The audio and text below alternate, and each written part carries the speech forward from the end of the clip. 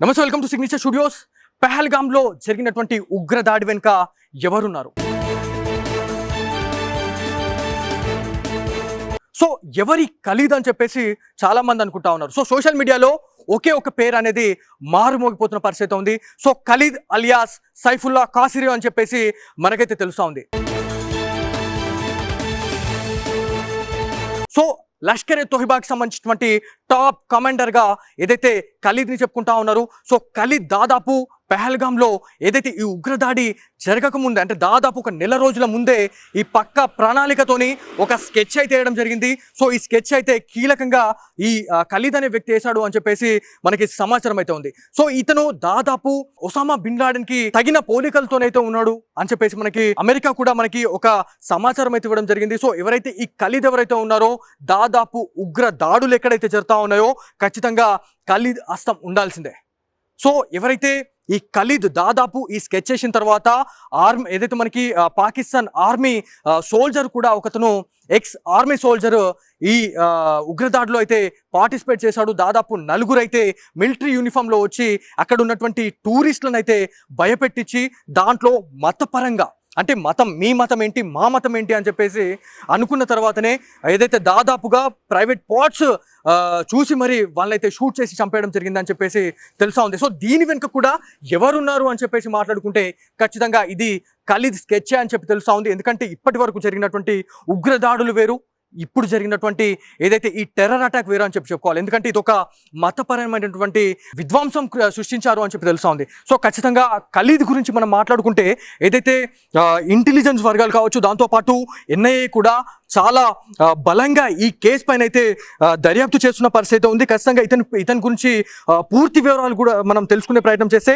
So Saifullah Kasuri alias Khalid so పాకిస్తాన్కు చెందిన లష్కర్ ఎ సంస్థలో కీలక వ్యక్తిగా ఈయన చెప్పుకోవాలా. దాంతోపాటు ఈ లష్కర్ ఎ చీఫ్ హఫీజ్ సయ్యద్కు అత్యంత సన్నిహితుడుగా కూడా ఏదైతే ఈ ఖలీద్కి పేరైతే ఉందని చెప్పేసి మనకైతే తెలుస్తూ ఉంది. దాంతోపాటు సో లష్కర్ ఎ తోయిబా సంస్థ ఏదైతే ఉందో దాంట్లో టాప్ కమాండర్గా కూడా మనం చెప్పుకుంటా ఉన్నాం. లష్కర్ ఏదైతే మనకి ప్రధాన కార్యాలయానికి ఏదైతే అధిపతిగా కూడా బాధ్యతలు నిర్వహించారు అని చెప్పేసి కూడా మనకు తెలుస్తూ ఉంది. దాంతోపాటు ఏదైతే ముస్లిం లీగ్ సంస్థకు కూడా అధ్యక్షులుగా ఉన్నారు. అంటే ఒకసారి ఆలోచించండి, అంటే ఇట్లాంటి వ్యక్తులు చేయడం వల్ల, అంటే ఒకరు అంటే దాదాపు ఎవరో ఒక్కరు చేయడం వల్ల ఒక వర్గానికే చెడ్డ పేరు వస్తుందన్న దానికి ఇది ఒక నిదర్శనంగా చెప్పుకోవాలా. ఎందుకంటే ఈ ఖలీద్ ఎవరైతే ఉన్నాడో ఇతను పూర్తిగా మత విద్వేషాలను రెచ్చగొట్టేలాగా ఇదంతా కూడా చేసేవాడు అని చెప్పేసి కూడా ఏదైతే ఎన్ఐఏ ఒక రిపోర్ట్ అయితే ఇవ్వడం జరిగింది. చేయుడికి రాజకీయ విభాగం, దాంతోపాటు ఈ జామత్ విభాగం, పంజాబ్ ప్రావిన్స్ సమన్వయ విభాగం ఏదైతే ఉందో దీనికి కూడా ఇతనే వ్యవహరించేవాడు అని చెప్పేసి కూడా తెలుసా ఉంది.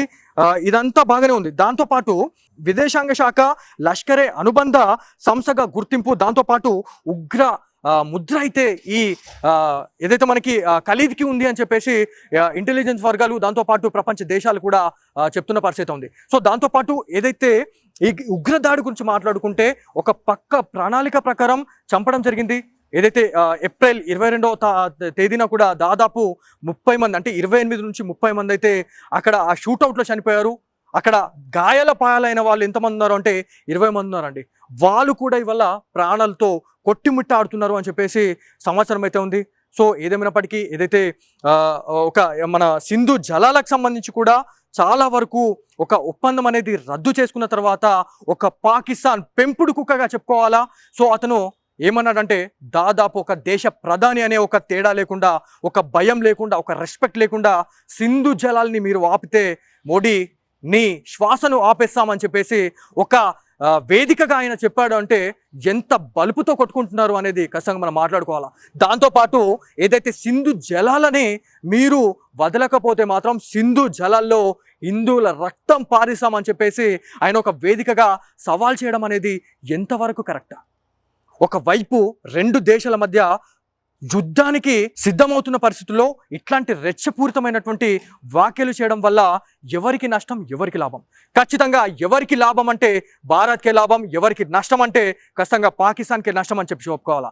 ఎందుకంటే సింధు జలాల గురించి ఖచ్చితంగా అక్కడ ఆ పాకిస్తాన్ ప్రజలకి క్లియర్గా తెలుసు. ఒకవేళ ఏవైతే ఈ జలాలు రాకపోతే ఖచ్చితంగా తాగునీటి కావచ్చు, సాగునీటికి పూర్తిగా మనం దూరమైనట్టే.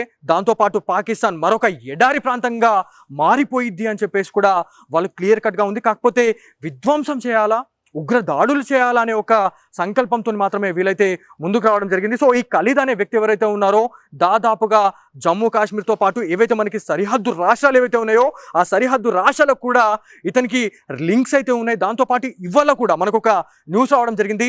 సరిహద్దు రాష్ట్రాలు ఏదైతే ఎల్ఓసి కావచ్చు, దాంతోపాటు మనకి పాక్కి అతి సరిహద్దుల్లో ఉన్నటువంటి ప్రాంతాలు ఏవైతే రాష్ట్రాలు అయితే ఉన్నాయో ఆ రాష్ట్రాలలో కూడా ఆర్డిఎక్స్ కావచ్చు, దాంతోపాటు హ్యాండ్ గ్రానైడ్స్ ఏదైతే మనకి మందు పదార్థాలు కూడా బయటపడుతున్నాయి. అంటే ఒక్కసారి ఆలోచించండి ఎంత దారుణంగా ఉంది పరిస్థితి.